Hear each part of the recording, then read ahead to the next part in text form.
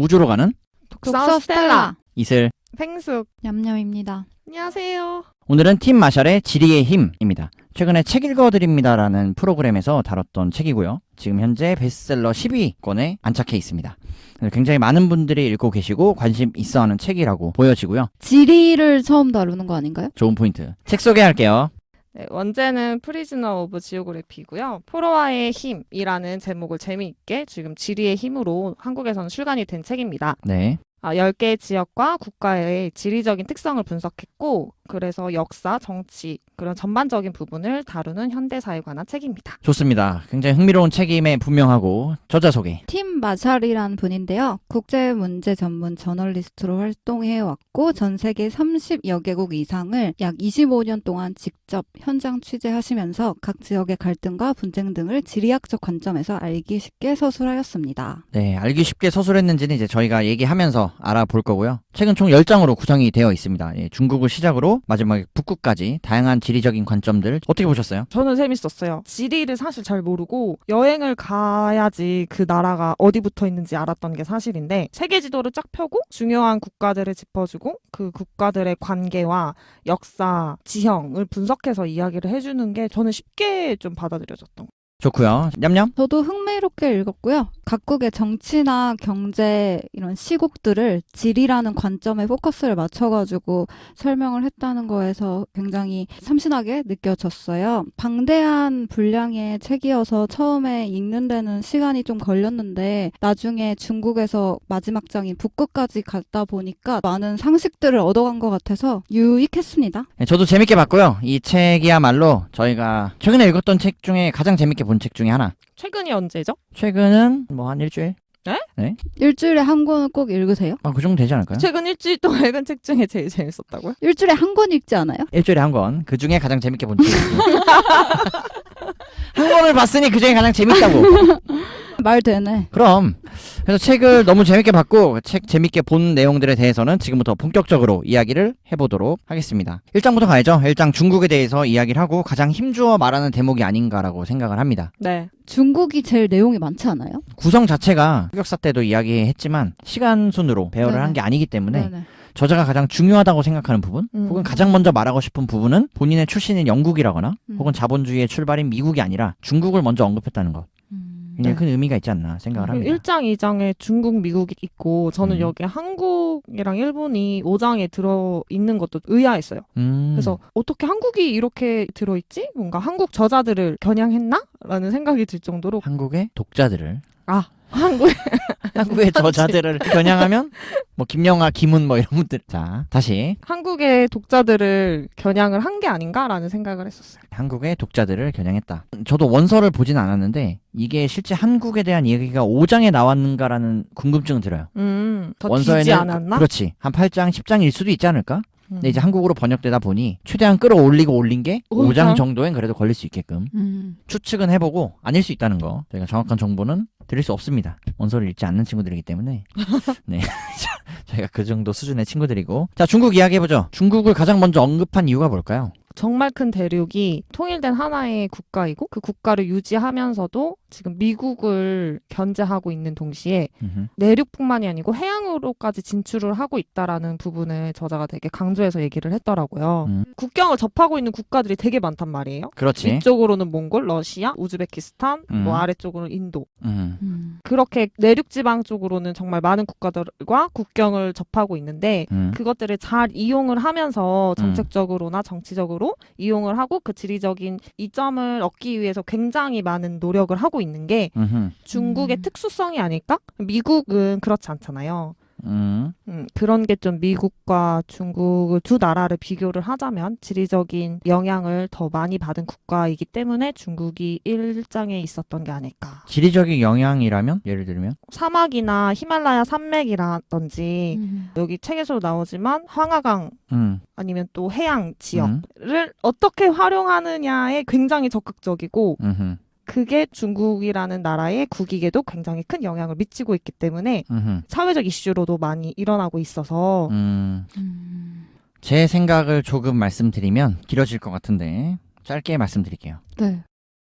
책에서 언급하는 10가지의 나라 혹은 캐릭터들 중에서 중국이라는 나라가 처해 있는 이 지리라는 것을 대하는 관점 혹은 상황은 급변하고 있어요. 다변화되고 있고 동서남북으로 가장 많은 분쟁을 겪고 있고 영토의 입장에 대한 의혹도 있다. 그렇기 때문에 이 지리의 힘이라는 책이 말하고 싶었던 영토가 가진 중요성에 대해서 가장 잘 설명할 수 있는 상황에 놓여있는 국가 중에 하나가 중국이 아닐까라고 생각해서 선택을 했던 것 같고 제가 했던 말은 똑같네요. 아니죠. 다르죠. 묘하게 다르네. 숟가락을 달라? 그럼 숟가락을 이렇게 얹네. 자, 그래서 예를 들면 홍콩이나 마카오를 받아들인 것들이라든가 동중국 센카쿠 열도 일본하고 지금 분쟁하고 있고 우리나라 또는 뭐 블라디보스톡에 강제 이주시키면서 러시아와 분쟁하는 내용들 여러 가지 상황들을 맞물려 봤을 때 중국이 왜 영토 확장을 하려고 하는가 그리고 나아가서 영토 확장을 통해서 얻으려고 하는 것들 그런 목적들은 결국 미국에 대항하기 위해서 또는 중국이 패권 국가로서의 입지를 다지는데 초석으로 활용하려는 것들. 실제 책에서도 다루고 있지만 에너지라는 부분을 모든 장에서 다 이야기하는 것 같은데 네. 본인들의 에너지와 자급자족일 수 있는 물량을 확보하는 것들. 국제사회에서 한정된 자원을 최대로 활용하고 주도권을 잡기 위한 노력을 가장 많이 하는 나라이기 때문에 첫 번째 장에 놓지 않았을까. 저게 진짜 숟가락이야. 이렇게 정리하면 될 거. 아니 깔끔했어. 저희가 같이 협의를 해서 좋은 소스를 제공해 드리는 건데 자꾸 젓가락 하시면은 젓가락. 포크가 포크. 숟가락은 젓가락은 꺼내지도 않았다. 젓가락은. 자, 그래서가 아닌가라는 생각을 해보고 중국 읽으면서 좀 인상 깊었던 거 있어요. 저는 신장 신장 지역에 지구. 대해서 얘기를 하죠. 위구르족이 거주하고 있는 지역이기도 하고 그렇지. 제가 새로 얻은 정보는 중국의 핵발전소 핵무기 실험장. 신장이라고 하면은 모르는 사람도 있을 것 같은 게 저는 처음 알았거든요. 아, 그래? 그 신장이 파키스탄, 타지키스탄, 키 키르기스스탄 이 세 가지 지역을 합쳐서 신장이라고 부른대요. 아셨어요? 몰랐어. 저는 몰랐어요. 왜냐면은 키르기스스탄 이런 데는 전 축구할 때만 들어봤거든요. 아, 축구할 때도 잘 안 나와. 아니, 나올 수 있지. 넌 빠져. 그래서 탕수가 언니랑 냠냠은 처음 알게 된 거잖아요. 아니 뭐 저도 뭐 굉장히 잘하는 건 아니고 스탄들 합친 게 신장이다. 소련에서 빠져나온 국가들이 독립하면서 스탄이라는 이름들을 붙였는데 그 중에 하나. 탄이 땅이라는 의미래.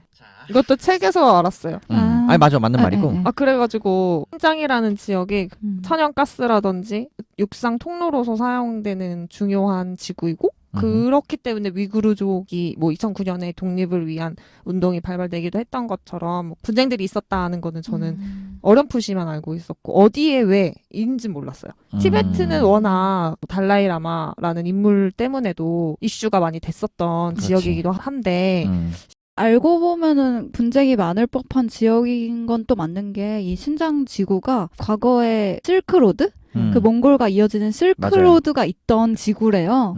이 지역을 완충지대로 삼으려고 하는 중국의 가장 큰 목적은 서쪽으로 뻗어나가기 전에 어떤 교두보호의 역할을 하는 거죠. 실제 책에서도 그렇게 설명을 하고 그리고 핵무기 실험장으로 쓴다라는 개념은 사실 이 땅이 소중해서라기보다는 어떤 하나의 본인들의 실험 무대?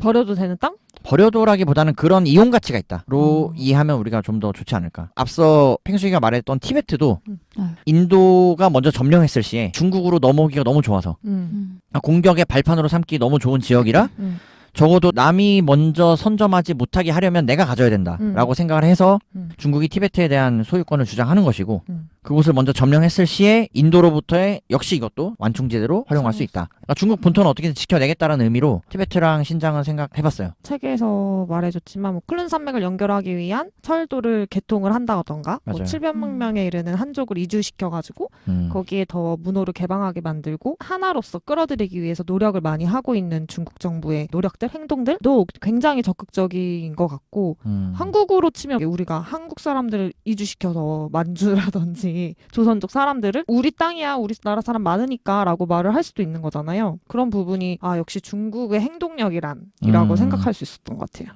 그래서 티베트와 신장에 대한 이야기 간단히 했고 중국이 이제 바다로 뻗어나가려는 노력도 합니다. 동중국해와 남중국해. 중국이 정말로 많은 국가와 영유권 분쟁을 하고 있구나. 그렇지. 안 싸우는 나라가 없어. 맞아요. 사실은 그게 포인트예요. 이 네. 장에서 말하고 싶은 건 여기서 베트남, 남중국해, 뭐 말레이시아. 동중국해라고만 간단히 지금 이슬님이 얘기하셨지만 말라카 해협도 있고 네. 거의 이제 남중국해. 그리고 일본이랑 지금 분쟁하고 센카쿠 있는 열도. 센카쿠 열도 같은 경우는 히토류 때문에 중국과 일본이 분쟁을 하고 있고 앞으로 그것은 자원전쟁에서 중국이 활용할 수 있는 카드 중에 하나로 알고 있다.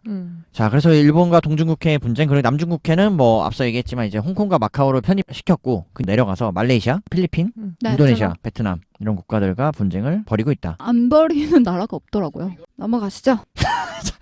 뭐 별로 한 게 없는 것 같은데. 왜냐하면 저희가 지금 해야 될 게 많아요. 그래요. 자, 미국이 두 번째로 언급이 되고요. 미국도 역시 지리의 힘을 이야기하는 데 있어서는 뭐 중국 다음으로 와도 손색이 없을 국가가 아닌가 생각을 해봅니다. 이 장을 보면은 미국에 대해서 저자는 굉장히 럭키한 나라라고 말하는데 유럽에서 이주한 시민지로부터 시작을 하고 독립운동을 통해서 독립을 하고 미합중국에서 시작하는데 프랑스나 스페인으로부터 영토를 사들이기 시작을 하면서 그렇지. 서쪽으로 진출을 합니다. 그래서 미시시피강, 루이지애나 지역을 확장을 하고요. 그리고 더 나아가서 플로리다까지 또 아래로는 멕시코 지역인 텍사스까지도 통합을 하게 되면서 현재 미국의 영토를 이루게 되는데 말씀하신 것처럼 지리를 확장했고 운용하고 유지하는 거는 정치적으로 혹은 외교적으로 서세를 잘 해서 유지되지 않았나 싶긴 해요.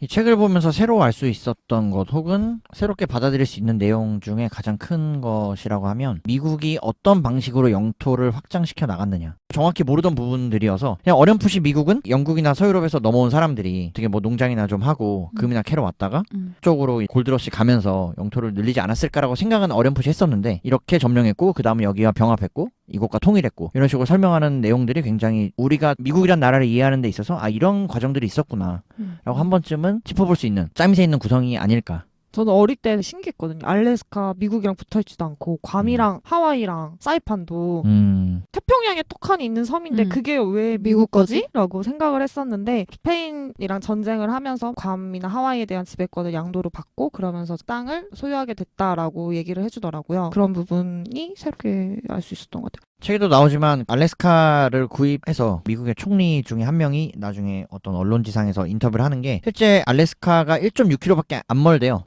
건너에 있는 러시아 섬을 바라볼 때 그 네. 거리가 실제 1.6km. 그래서 육안상으로도 너무 확연히 보이고 이렇게 가까운 나라구나라고 말했던 경험이 있다. 얘기하는 거 보면 정말 미국의 땅도 실제로 엄청나게 어마어마하다. 그런 이야기를 하고 있고 물론 뭐 뒤에서 러시아에 대한 이야기가 나오겠지만 그것을 논외로 한다면 중국과 미국은 실제 땅덩이에서는 큰 차이가 없다. 네, 라고 보셔도 좋지 않겠나 그런 생각을 해봅니다. 그리고 1차, 2차 세계대전을 통해서 영국의 기지를 양도를 받고 정말 세계 각지에 미군 기지가 지금 존재하잖아요. 뭐 일본에도 주둔을 하고 있고 한국에도 물론 있고 그러면서 마치 본인이 세계 경찰이고 수호자인 것처럼 경찰국가. 그렇게 역할을 하려고 노력을 하고 있고 그러면서 국가적인 관계에서 본인 국가의 이점을 가지고 유리한 부분을 포지셔닝을 하려고 했다. 그 부분도 굉장히 중요하게 짚어줬던 것 같아요. 냠냠이? 뭐 보통 한 1, 2년 전만 해도 미국을 중국이 다 따라잡을 것이다. 그리고 미국이 언제까지 1등 할 것 같냐. 미국이 세계 1위 국가일 날이 머지 않았다. 이런 트렌드를 리포트하는 책들이 많이 나왔었는데 그런 내용들을 반박하듯이 미국은 이전에도 넘버원이었고 앞으로 미래에도 계속 넘버원일 것이다 이렇게 주장하고 있어요. 거기에 가장 큰 뒷받침이 풍부한 자원이라든지 외교적인 이권이나 군사력 이런 것들도 있겠지만 언제까지 미국이 1위일 것이냐를 항상 걸고 넘어진 게 에너지거든요. 왜냐면 저희가 중동 지구에 가장 풍부하다고 상식적으로 알고 있고 실제로도 그래 왔는데 미국이 이제 에너지도 자급자족하는 수준에 이르렀다고 꼬집고 있어요.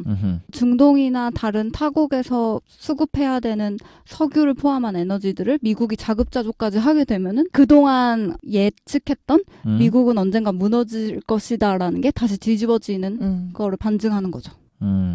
요즘에 원유도 이슈가 되고 있지만 오펙에 대한 미국의 천점포고 뭐 러시아 죽이기 뭐 이런 식으로 얘기를 많이 하고 있잖아요. 그렇게 할 수 있는 이유는 그만큼 버틸 수 있는 자원이 우리에게도 있기 때문에 너희 한번 죽어봐라 로 도전장을 내민 거다라고 기사에서 본 적이 있었거든요. 역시 자원이다. 역시 질이다. 라는 부분이 책에서 말하고자 하는 메시지가 짚어지는 부분인 것 같아요.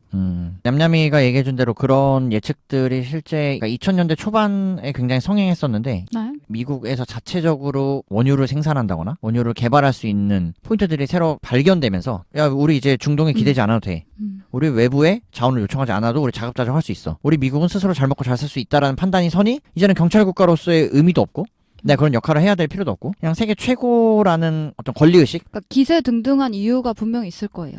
그것이 이제 에너지나 자원을 바탕으로 전 세계에서 유일하게 자급자족이 가능한 나라라고 볼 수 있지 않을까. 추가로 러시아까지는 그렇게 할 수 있다고 보는데 네, 그래서 미국이 16세기부터 동에서 서로 영토를 확장해 나가는 모습들을 한번 차근차근 읽어보시면 이 미국의 역사가 어떻게 만들어져 왔는지를 이해하시는데 굉장히 큰 도움이 되지 않을까 생각을 합니다. 네. 자, 그래서 중국과 미국 같이 살펴봤고요. 3장 서유럽입니다. 책에서도 비중을 많이 차지하는 챕터들이라 얘기를 해보도록 하겠습니다. 서유럽 할 말이 없는데. 아닙니다. 자, 저부터 시작할게요. 유럽을 굉장히 매력적인 영토로 얘기를 해요.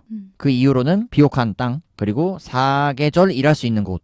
그래서 농업이 발달했고 막대한 생산량을 통해서 인구가 증가됐고 그리고 그것이 가능했던 건 안에 자잘한 지형들의 구조로 인해서 강과 산맥들이 촘촘히 구성이 되어 있고 그것들을 경계로 도시국가가 생기고 더 오래 그들이 이합집산할 수 있게끔 만들어준 게 유럽이라는 구조라는 점 첫 번째로 이야기하고 이게 이제 유럽의 역사를 쭉 얘기하는 큰 덩어리 중에 하나고요. 두 번째는 서유럽과 남유럽을 비교해서 이야기합니다. 그러니까 농사 짓기 좋은 환경을 토대로 서유럽은 다소 풍족하고 뭔가 더 발전을 이뤄갈 수 있었던 반면에 남유럽, 지금의 이탈리아, 그리스, 스페인과 포르투갈까지 포함해서 그쪽 국가들은 굉장히 자생하기 어려운 환경이라서 그들은 해외로 나갈 수밖에 없는 바다로 진출할 수밖에 없는 환경을 가지고 있었다. 뭐 그런 이야기들이 쭉 주로 이르기 때문에 이 내용은 제가 볼 때 책에서 굉장히 값진 내용이다. 그리고 뒤에서 폴란드에 대해서 다시 한번 생각을 해보게 폴란드 됐어요. 러시아와 독일 사이에서 국경을 접하고 있고 독일이 옆에 있고 EU를 통해서 러시아로부터의 경계끈을 놓지 않는 한편 러시아와의 적대적인 관계를 유지할 수는 없기 때문에 러시아의 편을 들 때는 또 들고 예전에 저희가 대변동이라는 책을 읽었을 때도 폴란드를 짚었던 적이 있었는데 맞아요. 정치 외교적으로도 시소를 저울질을 하면서 국가의 위치와 존속을 잘 포지셔닝하고 있다라고 언급을 했었거든요. 이게 모두 그 지리적인 환경과 위치로부터 기인한 것들이었어서 저는 다시 한번 흥미롭게 느꼈어요. 폴란드를 굳이 비교하면 동아시아의 한국 같은 나라였던 거예요.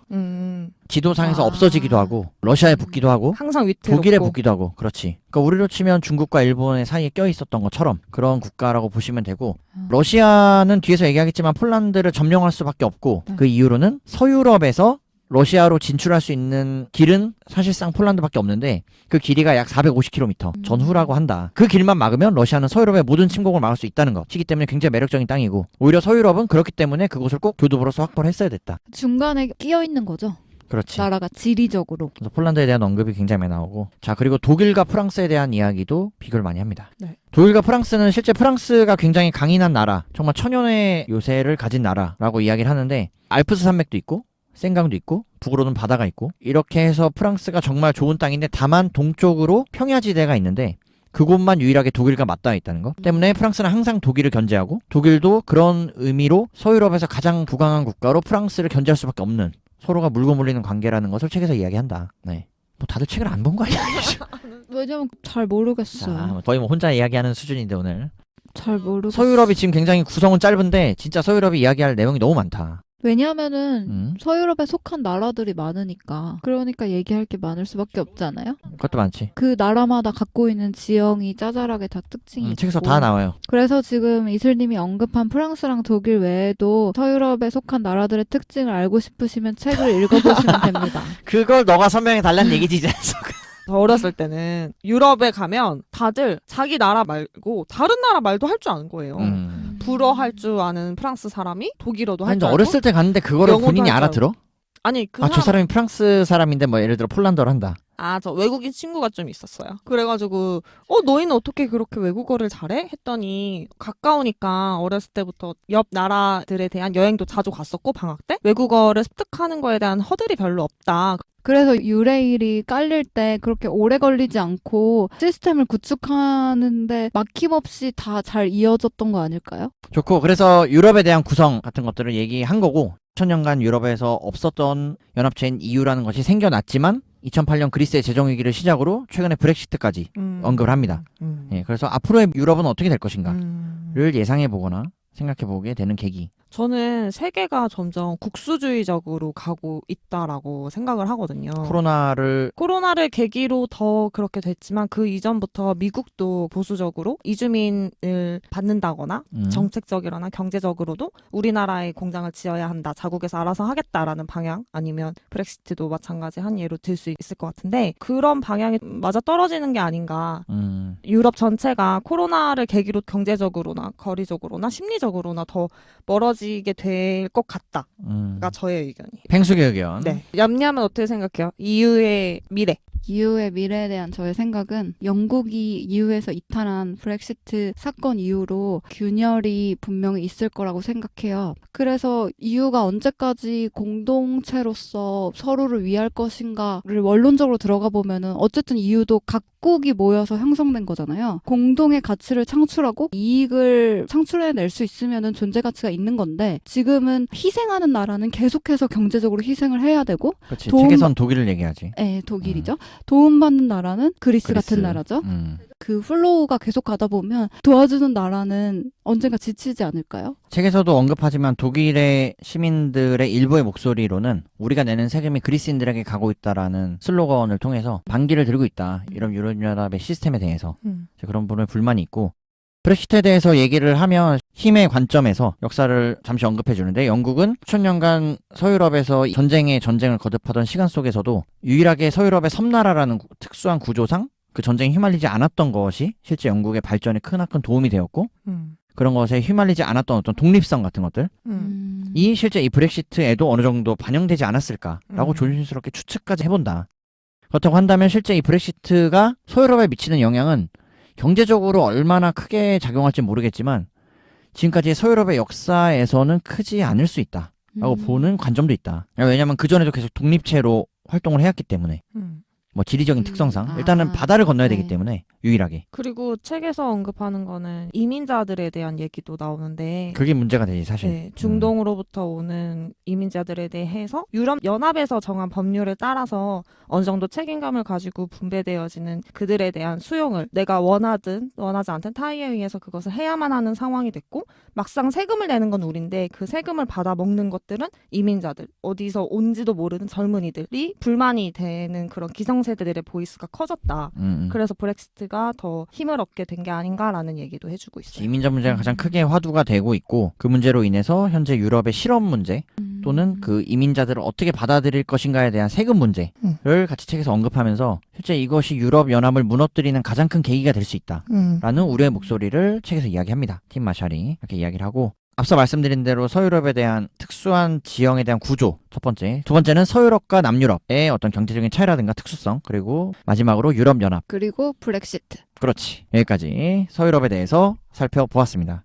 자세한 내용은 책을 더 참고해 보시면 좋을 것 같고요. 자, 4장 러시아 가겠습니다. 세계에서 가장 큰 나라로 묘사를 하고요. 러시아의 영토 확장에 대해서 역사적인 이야기들을 언급합니다. 네, 미국의 2배, 중국의 2배, 인도의 5배, 영국의 25배에 달하는 아주 큰 토지를 가지고 있는 나라죠. 하지만 막상 사람이 살 수 있는 지형을 가지고 있는 부분은 극히 일부분이고, 모스크바를 기점으로 이야기를 펼치는데, 모스크바에서 가장 동쪽에 이르는 블라디보스톡 혹은 알래스카까지 가는 데 있어서 약 7,000km? 그 정도의 엄청나게 광활한 대지를 갖고 있는 나라고, 러시아도 할 얘기가 많은데, 러시아에서 언급하는 부분 중에서 가장 인상 깊었던 건 저는 개인적으로 기존의 역사서들은 영웅을 중심으로, 인물 중심으로 서술했다고 한다면, 지리의 힘이라는 책은 개인의 능력이나 관점보다는 주변의 환경? 같은 것들에 더 비중을 두고 책을 서술해 가는데, 그 중에서 예외로 두는 기존의 역사서를 서술해왔던 다양한 관점 중에서 인물 중심의 뷰로 관찰했던 것이 바로 이 러시아입니다. 러시아에서 굉장히 광활한 영토를 차지했고 광활한 영토를 확장시켜 나갔던 이반 대제에 대해서 이야기를 하고요. 네, 이반 대제가 실제로 러시아가 가진 척박한 환경 혹은 제한적인 환경일 수 있는 그 영토 확장에 어려움이 있음에도 불구하고 이반 대제기 때문에 엄청나게 많은 영토를 확보할 수 있었다라고, 그런 예외를 저자도 인정한다. 그 부분이 전 가장 인상 깊었다. 네. 7,242km 맞아요. 아, 좋습니다. 약 그래서 7,000km 이상 거리를 두고 있고, 말씀드렸던 서유럽과의 관계에서 폴란드를 계속해서 언급하고요. 폴란드를 확보해야만 하는 상황은 책에서도 이야기하지만 이제 동쪽에는 부동항이 없어요. 네, 부동항이 없어요. 그렇죠. 그 표현이 정확한데, 부동항이 없기 때문에 서쪽으로 진출을 해야만 하는 상황이 놓여져 있고 그렇기 때문에 서유럽으로 계속해서 진출을 한다. 네. 그래서 부동항이 없다는 아킬레스건을 해결하기 위해서 2013년 4월에 우크라이나로부터 이제 자치공화국에 해당하는 크림반도 영역에 있는 세바스토폴 항을 손에 넣게 되죠. 맞아요. 왜 웃죠? 세바스토폴. 그리고 발트해 3국에 대해서 얘기를 하잖아요. 발트해 3국에 포함되는 에스토니아, 리투아니아, 라트비아 이 세 나라 지역에 대해서 러시아는 계속 이주민들을 이주시키면서 그곳에 대한 영향력을 더 크게 하려고 하고 유럽연합에서는 발트해 3국을 건드리는 건 곧 유럽연합을 건드리는 거다라고 우리는 주시하고 있다라고 하면서 서로 견제를 하고 있는 부분도 발트해라는 그 지형이 러시아가 더 뻗어나가게 하기 위해서 굉장히 중요한 해양 항이 있는 지역이고 그렇기 때문에 EU에서는 더 빼앗길 수 없는 요충지가 되는 지역인 거를 저는 이번에 새로 알게 됐어요. 좋은 내용이고. 발트해 3국 하면은 저는 솔직히 말씀드리면 여행 상품 같은 거를 많이 봤거든요. 패키지로 있어. 패키지로 많이 많아. 나와요. 이미 발트해 지역에서는 러시아를 사용하는 주민들도 굉장히 많고 이들을 대표하는 정당도 조직이 돼 있고 심지어 러시아가 이 발트해 지역에 가정용 난방 공급권을 쥐고 있다고 표현을 해서 굉장히 놀랐어요. 책에서도 나오지만 발트해 3국에 대해서는 기존에 러시아의 영토였던 적도 있어요. 표트레제대나 그 이후에 도학장에 빛을 발한 예카테리나 여제 같은 사람들에 대한 언급이 짧게 나오는데 그 사람들은 실제 러시아 영토를 엄청나게 확장시킨 사람들로 위대하게 생각하는 왕들이고 그런 업적들을 통해서 러시아가 굉장히 큰 영토를 확보했고 그러한 야욕이나 어떤 습성 같은 것들이 지금 발트 3국까지도 뻗쳐 있다. 그래서 최근까지 이제 크림반도에 대한 주도권을 가져가기 위해서 흑해를 주변으로 한 터키도 있고요. 굉장히 많은 국가들과 경쟁을 하고 있다. 이렇게 표현하는 게 좋겠다. 신기했어요. 세 면을 바다가 접하고 있으면 그걸 반도라고 하잖아요. 그러니까 그 크림 반도도 있고 흑해 건너편에는 터키가 있고 루마니아랑 불가리아 그리고 조지아라는 지역도 여행으로 많이 뜨고 있는데 저는 그래서 다음에 조지아 가려고 그랬었거든요. 코로나 전에 들어봤어요. 많이 가지 조지아 않는 커피. 지역이라고 해서 조지아 커피. 근데 그 조지아라는 지역도 러시아가 눈독 들이고 있는 것도 책에 나오고. 하지만 러시아가 가진 한계성도 책에서 언급을 하고요. 러시아가 결국은 굉장히 갇혀있는 나라다 생각보다. 그러니까 러시아 영토 중에서는 영구동토라고 해서 동쪽에는 사람이 살 수 없는 땅이 굉장히 많이 차지하고 있고 또 북쪽에는 북위 60도 70도 이상이 넘어가면서 이제 사람이 거주하기 힘든 혹은 너무 추워서 뭔가 활동하기 어려운 지역을 대다수 포함하고 있어서 또 남쪽에는 사막화되어가는 과정들 이런 것들도 언급을 한다. 그래서 그런 것들을 여러 가지 제하고 빼다 보니 러시아에서 전체 인구가 살 수 있는 곳들은 한정적이고 러시아의 인구를 언급 안 했는데 책에서는 1억 4,400만 명? 맞아요. 나라의 크기가 중국의 2배 혹은 미국의 2배라고 했지만 그 인구수는 굉장히 적은 편이죠. 또 저희 멤버 중에 한 명의 강력한 주장으로는 이런 러시아의 인구 감소, 특히 인구 노령화가 나중에는 전쟁을 일으키거나 국가를 지킬 수 있는 남성 인력이 굉장히 부족해질 것이다. 그래서 러시아가 그런 부분에 대한 염려로 더 영토 확장에 대한 노력을 할 것이다. 노력이 있고 욕심이 있다는 것. 그런 부분도 일부 언급한 멤버가 있었다. 실제로 통계적으로도 남녀 성비를 보면은 남자보다 여자가 훨씬 많대요. 네, 실제 그렇다고 하더라고요. 저도 몰랐는데. 왜 그럴까? 다 많이 죽어서 그렇겠지. 전쟁으로. 그렇지 않을까? 그렇죠. 그리고 평균 수명 자체도 65세 이하로 짧아. 되게 짧다고 하고 음. 기후나 이런 것도 영향이 있을 것 같아요. 저는. 최근에 신문 기사에서 봤는데 이 내용과 조금 연결이 될지 모르겠지만 러시아에는 가정폭력이 그렇게 많대. 근데 많은 이유가 럼주 많이 마셔서 그런 거 아니야? 술로 인한. 네. 주치로 인한. 근데 그것이 코로나 사태로 인해서 집 밖에 못 나가잖아. 그러니까 집에서 심해졌어? 다 주치를 하고 가정폭력이 굉장히 많이 벌어지고 있다라고 메이저 신문사의 기사에서 봤어요. 최근에. 뭐 그런 내용도 봤는데 근데 뭐 꼭 그것이 뭐 여성이 많은 이유와는 관계는 없지만 아무튼 그런 내용들이 추가로 말씀을 드리고 싶었다. 영원한 숙적 한국 일본 가시죠. 5장입니다. 한국과 일본 함께 이야기를 하는데요. 사실 저희가 가장 잘 알고 있는 파트예요. 책에서의 언급이나 설명이 새로움을 주지는 않았던 것 같고 주변국에 대한 권력 싸움에 대해서도 얘기를 해주는데 그런 생각이 들 때가 있거든요. 중국이 한국을 꼭 먹어야 할 이유가 있었을까? 라는 생각은 저는 예전부터 했었어요. 점령해야 할. 점령해야 할 이유가 있었을까? 뭐 돈가스야? 그게 뭐죠? 근데 중국이 한국을 꼭 먹었어야 할 이유요? 일본 같은 경우에는 섬나라에서 내륙으로 앞으로 나가려고 했다면 당연히 한국부터 공격을 할 수밖에 없었던 지형이었지만 중국은 한반도를 점령하지 않아도 바다에 접해져 있는 지형이 있기 때문에 불필요하지 않았을까라는 생각이 들거든요. 그냥 마저 남은 한반도라 그런 건가. 근데 그 와중에도 우리가 국가의 영토를 확보하고 있었다는 거는 어떻게 보면 대단하지 않나? 라는 생각도 들어요. 재밌는 이야기네. 개인적인 생각으로는 예전부터 중국에서는 진나라가 통일되기 전에 춘추전국 시대에도 우리나라를 동이족으로 표현했었고, 동이족이라는 건 말 그대로 동쪽의 오랑캐 국가. 그러니까 우리는 실제 미개인 수준으로 취급을 받았었는데 그들을 딱히 우리와 함께 통일해서 식구로 둔다라기보다는 그냥 저들을 지배하고 점령해서 적당한 조공을 받고 대접을 받는 것이 실제 더 좋지 않을까라고 생각했지 않았을까라는 건 내 생각이고, 근데 그 이후에도 수나라, 당나라, 명나라 이렇게 쭉 넘어가면서 청나라까지 거기서는 딱히 이 녀석들을 우리 식구로 받아들이자라기보다는 여기서도 신화된 국가 중에 하나. 그러니까 주종 관계로 본 거죠. 그렇지. 그래서 예전에 두 개 태양은 없다고 하고 황제와 황제로서 대등한 관계를 이야기하고 이병헌하고 김윤석하고 항복해야 된다, 싸워야 된다. 남한산성. 남한산성 맞아. 남한산성 맞아. 어휴, 그래. 그래서 남한산성에 대한 이야기처럼 뭐 그렇게 생각하지 않았을까 중국이 우리를. 일리가 있는 게 중국이 외교적으로 본인들 신하인 국가로 두려고 할 때 너네 황제라는 호칭 쓰지 마 이렇게 요구를 했대요. 재밌는 이야기고. 네. 책에서 말하는 내용 중에서 한번 얘기해 볼 만한 것은 일본을 미국이랑 반대로 짚고 싶은 게 럭키하게 영토적인 이점을 취득한 나라잖아요. 근데 일본은 그거랑 반대로 극복해낸? 지리적으로는 열악하잖아요. 어떻게 보면은 주변에 아무것도 없고 우리나라처럼 러시아라든지 중국이라든지 북한이랑 이렇게 붙어있는 것도 아니고 떨어져 있는데도 불구하고 여기저기 많이 싸우고 다니는 거 보면은 지리적인 한계를 극복하기 위해서 굉장히 노력했고 그만큼 성장한 나라라고 이 정도는 인정을 해줘야 될 것 같아요.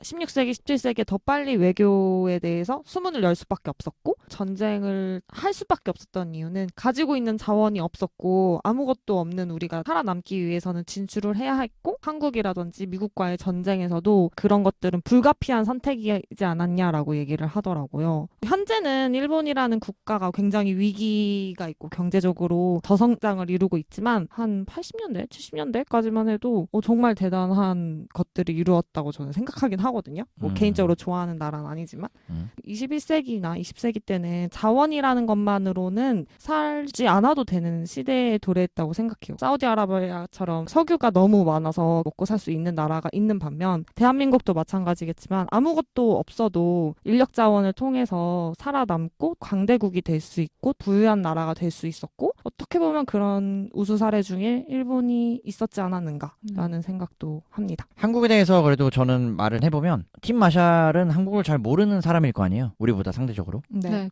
이 사람이 그래도 우리나라의 단군 왕검에 대한 이야기도 하고 환웅에 대한 이야기도 책에서 재밌게 볼 수 있는 포인트고 다른 나라에서 우리나라의 창조 신화를 이렇게 보고 있구나 라고 얘기하고 나아가서 이제 김정은에 대해서도 언급을 합니다. 김정일이 사망했을 때 환경을 이야기하면서 영국의 다이애나비가 죽었을 때 영국 국민들이 진심으로 슬퍼했던 것에 보다 더 감정적으로 격렬한 환경이다? 격렬한 모습인 것 같다라고 이야기를 하는데 거기서 좀 더 자세히 들여다봤던 점이라면 저도 이제 처음 듣는 건데 카메라에 잡히는 맨 앞줄 혹은 뒷줄 그 뒤로 갈수록 북한 주민들이 실제 덜 슬퍼하더라. 그런 이야기를 하더라고. 이거 정말 기자의 관점인 것 같은데 네. 중요한 포인트죠. 근데 카메라에 잡히기 때문에 어쩔 수 없지 않나라고 이야기를 하면서도 실제 북한 주민들의 마음은 무엇일까 약간 이런 궁금증이 들게끔 하는 언급도 한다는 거. 그래서 나름 우리나라와 북한에 대한 관심이라든가 연구가 그래도 다소 있으니 이 정도 얘기는 하는 게 아닐까라는 생각. 한국은 여기까지. 네. 넘어갑니다. 쭉쭉. 자, 이제는 좀 속도를 내보도록 하겠습니다. 지금까지 책의 절반을 이야기했고요. 나머지 5장인데 사실 우리나라와 우리들이 일반적으로 알고 있는 역사라는 관점에서는 거리가 있는 국가들에 대한 이야기로 더 흥미롭게 보실 수 있을 것 같습니다. 하지만 저희가 이제 앞서 대변동이라는 책을 통해서 칠레라든가 다양한 국가들에 대해서 언급을 드렸던 것처럼 우리나라로 치면 제3세계나 지구 반대편에 대한 이야기로 정리하겠습니다. 자, 라틴 아메리카를 한 번에 묶어서 이야기하는데요. 라틴 아메리카는 주로 해안 지역 중심으로 발전이 되었고 그 이유는 내륙 지방에는 산맥이라든지 사막이라는 지형으로 인해서 서로 가깝거나 유기적인 관계를 맺긴 어렵고 지금 현재 라틴 아메리카를 봐도 대도시가 있는 것은 대부분 해안 쪽이다. 내륙 지방은 질병으로 인한 더 어려움이 있었다. 제가 이 부분에서 가장 인상 깊었던 거는 중국과 미국의 적극적인 투자와 발전을 하려고 하는 유도였어요. 멕시코라든지 굉장히 적극적으로 투자를 하고 있다. 선점을 하기 위한 노력이다라고도 얘기를 하더라고요. 바닷가 지역, 즉 항구 해변가의 도시가 발달할 수밖에 없었던 역사적인 근거를 이야기하는 데 있어서는 식민 지배를 통해서 자원을 본국으로 실어 날라야 되기 때문에 항구 지역이 발달할 수밖에 없었다라고 이야기를 하고요. 그래서 실제로 지금까지도 아르헨티나 같은 나라는 전체 인구 중에서 3분의 1이 수도를 중심으로 살고 있다. 그렇게까지 인구 밀집되어 있는 환경, 땅덩이 굉장히 넓으나 실제 사람이 거주할 수 있거나 나머지 부분은 정말 아직까지도 개발이 많이 되지 않았다는 점. 왜 그들이 해변에 많이 살고 있는지에 대한 본인의 관점이나 근거를 나름 합리적으로 제시하고 있는 것 같고, 내륙지방은 정말 앞서 팽수이가 얘기해줬던 대로 굉장히 낙후되어 있고 질병에도 취약해 있고 건강하게 살아가는 데 있어서는 좋지 않은 환경이 아닐까라고 추측이 될 정도로 인상을 심어준다. 브라질도 신선했던 게 저는 브라질이 아마존이 있잖아요. 그래서 많은 관광 자원과 천혜의 자연 자원을 가지고 있을 거라고 생각을 했거든요. 근데 오히려 너무 광대한 지역에 아마존이 있기 때문에 그것을 발전시킬 수가 없잖아요. 오히려 그걸로 인해서 브라질이 지리적인 단점? 약점을 갖고 있다라고 말해주더라고요. 그런 부분도 아마존이 있다고 다 좋은 건 아니구나. 너무 물살이 세서 오히려 운송을 하기에는 더 안 좋은 환경에 있다라고 얘기를 했었어요. 그리고 실장 아프리카랑 묶어서 같이 좀 말씀을 드리면, 아프리카와 라틴 아메리카의 공통점이라고 하면 서구 열강들이 과거 식민지 전쟁을 벌일 때 자를 대고 국가를 나눴던 경계를 나눴던 경험들 때문에 인종이라든가 지리적으로 전혀 고려가 되지 않았다는 것. 그래서 아직까지도 분쟁이 일어나고 있다는 것도 볼만한 부분이고, 특히 라틴 아메리카 같은 경우는 과거 공산주의로 출발했던 국가들이 굉장히 많았다고 이야기를 하는데 그것들이 이제 실제 볼리비아에서 출발해서 볼리바르주의라고 이야기하는 부분도 책에서 언급이 됩니다. 이것은 실제 라틴 아메리카의 볼리비아에서 출발한 이 공산당 혹은 또는 사회주의 정권이 얼마나 더 득세할 수 있는가, 왜 필요한가를 역설을 하지만 그것들이 시간이 지나면서 실제 북쪽에 맞닿아 있는 미국의 영향을 많이 받아서 자본주의에 개방되고 자본주의화 되어가는 과정에서 지금은 현재 거의 대부분의 국가들이 사회주의나 공산주의에서 자본주의를 선택하고 있다는 것에 대한 변화도 이야기를 해줍니다. 아르헨티나 얘기 좀 더 해볼까요? 아르헨티나가 언급되어 있는 걸 보면은 말씀하신 것처럼 서구 열강들의 피해 혹은 침략으로 인해서 많은 제약을 받았지만 그 중에서 라틴 아메리카 지역 중에서는 가장 큰 지정학적 수혜자라고 표현이 돼요. 천연 자원이 많기 때문에. 네, 그러면서 또 독특한 점은 이렇게 천연자원도 가장 많고 지리적으로 취약점을 가진 브라질과 상반되게 누릴 만한 것들이 많았는데도 불구하고 산업 다각화 실패라든지 불공정한 사회주의라든지 아니면 허술한 교육제도라든지 정치적인 제도의 실패로 인해서 그나마 누릴 수 있었던 라틴 아메리카의 수혜를 누리지 못하고 국가 이상이 추락했다고 하더라고요. 정리를 잘 해준 것 같고, 라틴 아메리카는 아프리카 같이 묶어서 말씀드릴 부분이 많은데, 아프리카로 넘어가면요, 앞서도 뭐 말씀드렸지만 식민지 전쟁을 통해서 서구 열강의 그런 부분에서 많이 피해를 받고 그렇게 해서 지금의 국가들이 대부분 형성이 되었다. 뭐 그런 이야기들이 나오고, 대륙 사이에서 가장 연결이 단절되어 있고 환경적으로 연결이 어렵다는 것, 밀림이라든가 사막이라든가 척박한 환경, 그리고 농업이나 농사가 어려운 것들까지도 아프리카 자체로는 어려운 이야기지만 지금 현재로서는 그러나 가장 많은 인구 수의 폭발적인 증가가 가능하고 발전 가능성 같은 것들도 이야기를 합니다.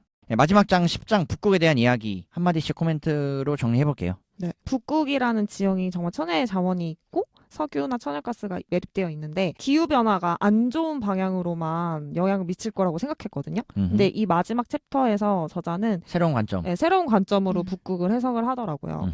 그것은 토지가 점점 많아지고 있다. 늘어나고 있다. 얼음이 녹기 때문에 토지가 점점 늘어나고 있고 북극의 얼음으로 인해서 막혀있던 길이 뚫려서 오히려 러시아나 캐나다 같은 경우에는 단기간에 운송을 할 수 있는 해양 통로가 생성이 되었다는 거죠. 그래서 굳이 남쪽으로 돌아서 갈 필요가 없게 북서 항로가 생겼다는 게 새로운 걸 알게 된 정보였던 것 같아요. 맞아요. 그리고 북극이 앞서 다뤘던 나라들과 영토들, 지역들과는 좀 별도로 아직은 많이 파악되지 못한 지구이잖아요. 무궁무진하게 가능성이 있는 지역이어서 많은 나라들이 우리나라를 포함해서 주목하고 있는 지역으로 나오는데 여기서 특이했던 점은 북극에 있어서는 앞서 계속 설명한 1등 미국이 뒤처질 것이다.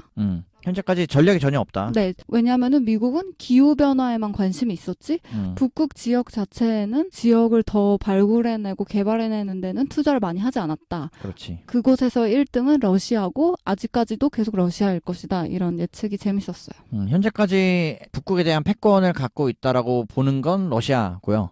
이 러시아의 패권에 도전하기 위해서, 그러니까 북극에 대한 주도권에 도전하기 위해서 덴마크라든가 네덜란드라든가 다양한 국가들이 실제 많은 관심을 갖고 있다. 군대들을 파견하기도 하고 이런 부분들이 현재까지 지금 진행형으로 있고, 저자가 언급하려고 했던 부분은 이렇게 얼음이 녹으면서 우리가 생각해보지 못했던 다양한 부분을 인지시켜주는 것도 있지만, 그런 부분에 인해서 환경이 파괴되는 부분, 또 그에 반해서는 환경이 파괴되지만 그 환경이 파괴되고 얼음이 녹으면서 우리가 새롭게 발견할 수 있는 유전이라든가 천연 광물, 천연 자원들이 개발되면서 많은 나라들이 실제 눈독을 들이게 되고, 북극이 단순히 얼음덩어리였던 것에서 탈피해서 미래에 정말 유망한 가능성 있는 땅으로 보고 있는 게 아닌가. 그래서 이제 북극에 대한 세계 각국의 협약이라던가 국제법이라던가 그런 부분에 대한 정립이 필요하다라고도 언급을 해주고 있어요. 맞아요. 네. 내가 찐뽕하면 먼저 내 땅, 이건 아니니까.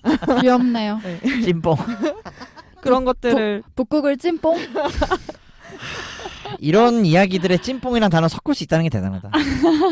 아무튼 네, 그런 부분도 대한민국 같은 경우에는 전혀 상관이 없고 가깝지도 않지만 책에서는 그런 거를 서포트하는 국가로서 참여를 하고 있고, 한 가지 더 얘기하고 싶은 건 실제 북극에 맞닿아 있지 않은 나라들, 여기서 이제 책에서는 8개의 회원국을 이야기하는데요. 스웨덴, 노르웨이, 핀란드, 덴마크, 아이슬란드, 캐나다, 미국, 러시아, 이렇게 8개를 이야기하는데, 북극과 맞닿아 있지 않은 다른 국가들도 실제 이 북극의 개발 혹은 북극의 이권에 참여하려는 의지가 있다. 네. 네, 그런 것들이 있어서 앞으로 북극에 대한 주도권을 누가 가져갈 것인가에 귀추를 주목해 보자라고 저자가 정리를 한다. 북극 이사회라고 불리네요. 그렇네요. 네, 옵서버 국가의 참가 자격으로 북극권에 대한 자주권이나 주권, 재판권의 옵서버 권한을 부여받도록 하고 있다라고 얘기를 했습니다. 네. 자, 그래서 이렇게 해서 10장 북극까지 살펴봤습니다.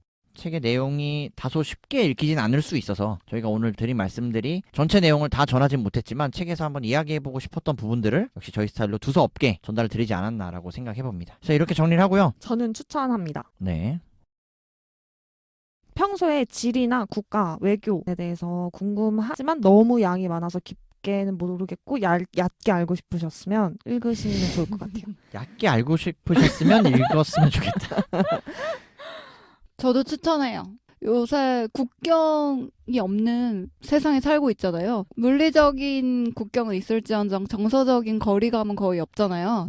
저기 지구 반대편의 내용도 막 유튜브로 볼 수 있는 시대에 살고 있는데, 지리라는 기준을 가져와서 이 기준으로 역사를 설명하고 현대 사회까지 거슬러 올라가서 정치나 경제적인 배경을 설명하는 책이어서 지식을 쌓기에도 좋았던 것 같고 흥미로운 관점의 책이었습니다. 책은 사실 제가 추천했는데 잘 쓴 것 같아요. 잘 쓴 것 같고 잘 썼다라는 의미는 배울 점이 굉장히 많지 않나라고 생각을 하고요. 저는 이 책에 대해서 사실 한 2시간 정도 더 떠들고 싶은데 시간이 부족해서 굉장히 아쉬운 점이 많다. 책에서 인상 깊었던 부분이라면 저는 앞으로 가능성이 있을 만한 대륙들에 대해서 언급을 해준 부분. 그러니까 이미 잘 되고 있는 나라는 누구나 이해할 수 있거든요. 앞으로 가능성이 있고 이제 한번 어떻게 해보려는 국가들에 대해서 어떻게 생각하는지, 또 어떤 가능성이 있는지, 어떤 문제점이 있는지 언급해준 부분들이 우리가 실제 모르는 지식이라는 부분에서 기회가 되지 않을까 생각합니다. 그래서 지리의 힘 오늘 여기까지 마치도록 하고요. 다음 책으로 돌아오겠습니다. 다음 별에서 만나요. 안녕.